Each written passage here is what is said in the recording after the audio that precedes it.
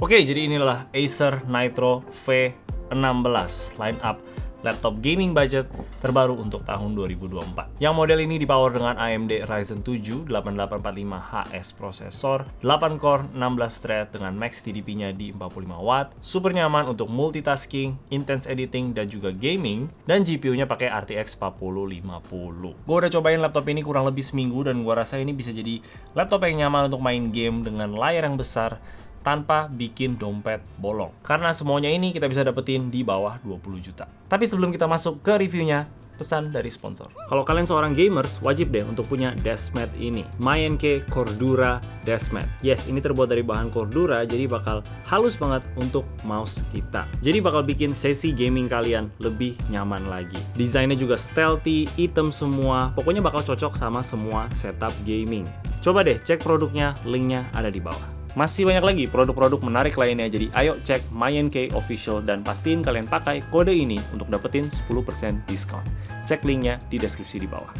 Untuk kualitas dan desain laptopnya sih hampir semua konstruksinya plastik, lumayan mirip sebenarnya sama line up Nitro lainnya yang kita pernah lihat. Tapi di depannya sekarang cukup polos, cuman logo N doang yang menurut gua sih ya cukup oke lah desainnya. Layar wobble-nya lumayan kerasa, wajar di layar sebesar ini, tapi di chassis keyboardnya termasuk solid karena nggak terlalu ada flex kalau kita tekan. Yang lumayan itu hinge-nya ini bisa dibuka pakai satu tangan, not bad. Keyboardnya kayaknya sih mereka balik lagi kayak desain yang dulu ya. Nitro terakhir yang gue lihat itu keyboardnya lebih enak untuk dipakai ketik sehari-hari dan juga untuk main game. Sedangkan di sini desainnya itu lebih gaming, untuk ketiknya itu lebih lembek-lembek sedikit ya. Nggak tahu juga kenapa mereka balik lagi ke keyboard yang ini, mungkin untuk save budget. Nggak gitu masalah sih untuk main game kayak WASD-nya enak-enak aja. Tapi gue lebih suka sama keyboard yang terakhir kita lihat. Warnanya di sini cuma nyala warna oranye doang. Ya setidaknya nggak RGB lah ya, cuma satu warna aja. Tapi kalau bisa warna putih, gue rasa bakal lebih enak juga untuk dilihat pas gelap-gelap ya. Tapi setidaknya kita dapat backlit lah. Ada numpad di sebelah sini, arrow keys-nya besar, gue cukup suka. Ada tombol Nitro Sense-nya di sini di sebelah backspace, yang gue sering banget nggak sengaja kepencet ya kalau misalkan lagi pengen pencet backspace gitu. Agak sedikit menyebalkan jujur aja, apalagi pas gue lagi ketik script. Gue berharap mereka bisa pindahin di chassis bagian atas sini ya, di sebelah tombol switch-nya. Tapi ya gue rasa lama-lama kita bisa terbiasa lah untuk nggak pencet Nitro Switch-nya. Trackpad-nya terkadang masih suka gerak-gerak sedikit kalau kena telapak tangan. Gua rasa sih lumayan common ya di line-up-nya Acer Nitro ini, kecuali yang Nitro Limited Edition terakhir kita lihat itu cukup enak. Jadinya untuk laptop ini gue lebih pilih untuk colok mouse aja, biar nggak usah pakai trackpad-nya ini. Dan langsung matiin aja pakai FN10. Nah, untuk layarnya ini 16 inch sesuai namanya, jadi cukup besar untuk sebuah laptop. Rasionya 16:10, resolusinya di 1920x1200p dengan refresh rate-nya itu di 165 Hz. Layar yang udah enak banget untuk main game, terutama dengan size layar yang besar ini, jadinya gamenya nggak terlalu kecil gitu loh. Paling kelemahannya mungkin kalian udah bisa tebak untuk line up-nya Nitro ya, itu adalah akurasi warnanya yang kurang banget. Walaupun punya viewing angle yang cukup oke, kita bisa lihat dari samping kiri kanan, dia lumayan tetap tajam. Tapi akurasi warnanya yang off banget, 57% sRGB, 39,6% Adobe RGB, dan 40,6% DCI-P3. Namanya emang line up budget itu biasanya akurasi warna salah satu hal yang mereka potong budget ya, supaya harganya mungkin nggak terlalu mahal-mahal banget. Nggak masalah sama sekali, terutama kalau kalian nggak lakuin editing sama sekali. Gue tahu banyak orang yang sama sekali nggak ngedit ya, mereka cuman mungkin pakai untuk kerjaan sehari-hari dan juga main game. Jadi kalau kalian jatuh di tipe-tipe orang kayak gitu, ya ini layar nggak ada masalah sama sekali. Speakernya, gua nggak tahu nih mereka ada ganti atau enggak ya, tapi lumayan oke sih suaranya ya. Lumayan keras, lumayan ada volume, dan untuk game, music, atau nonton sih buat gua ini udah cukup banget. Selama kita nggak bandingin sama kayak speaker bookshelf kayak gini, ya mestinya sih oke-oke aja.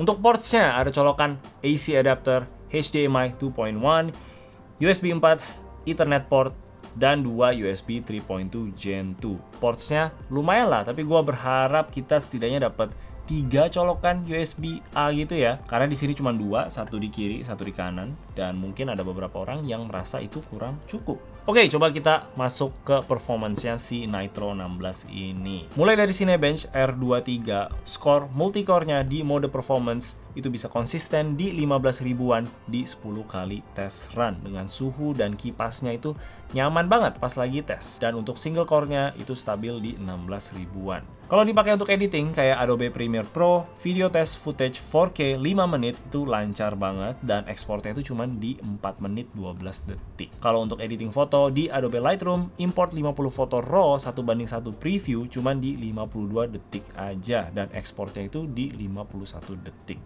Performance yang udah cepet banget, tapi sayang aja akurasi warnanya itu kurang. Tes di Blender Render pakai BMW Test, CPU rendernya bisa di 2 menit 31 detik. Untuk integrated GPU-nya Radeon 780M itu bisa lebih cepat di 1 menit 35 detik.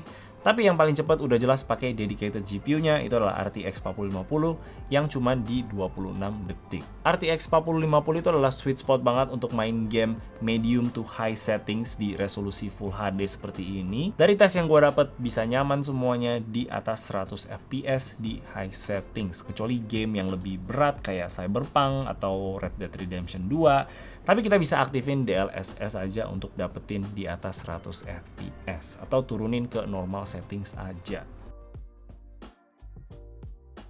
Satu hal yang gue suka di laptop ini, terutama pas gue lagi main game atau pas lagi tes benchmark, itu kipasnya nggak keras sama sekali. Beda sama versi Nitro yang kita lihat dulu. Kayak Nitro terakhir yang kita lihat, di mode performance kita bakal denger kipasnya itu lumayan keras. Tapi memang itu laptop yang punya spek lebih tinggi dibanding yang satu ini. Tapi untuk performance yang kita dapat dari V16 ini, kipasnya itu kerasa santai banget dan suhunya juga oke, mantap sekali. CPU-nya pas lagi benchmark itu cuma di antara 75 sampai 80 derajat aja. Super nyaman untuk sebuah CPU. Power dan clock speed-nya juga nggak jatuh sama sekali pas benchmark, nggak ada sign bottleneck dari sistemnya.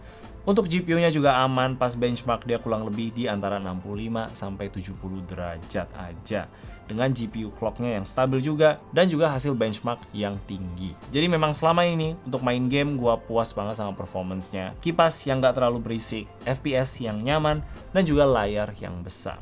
Di dalamnya sini ada baterai yang tahan itu sekitar 5 jam 30 menit, cukup standar untuk baterai laptop gaming. SSD 512GB yang kecepatannya cukup oke di 4700 read dan 3500 write. Dual channel DDR5 16GB RAM dan juga Wi-Fi 6E. Jadi semua spek dan performance itu ada di dalam sebuah laptop yang walaupun gede memang, tapi nggak terlalu tebel-tebel banget. Masih cukup oke untuk kita masukin tas dan bawa kemana-mana ya. Ditambah juga chargernya itu nggak berat-berat banget. Balik lagi, favorit gue itu adalah kipasnya yang sama sekali nggak berisik. Dan juga suhunya yang adem, terutama pas kita lagi main game. Take note aja, selama gue tes itu gue ada di ruangan ber-AC seperti ini. Dan juga gue taruh laptopnya itu pakai laptop stand. Jadi ada kemungkinan aliran udaranya itu lebih bagus dibanding cuman taruh di meja doang.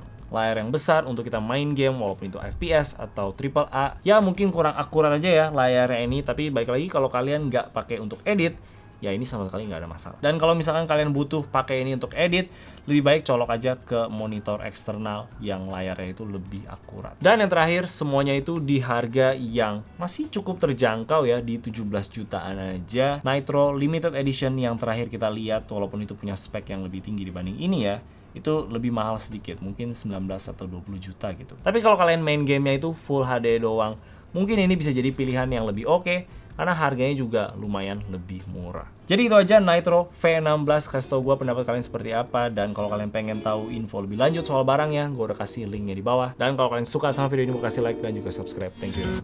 Bye.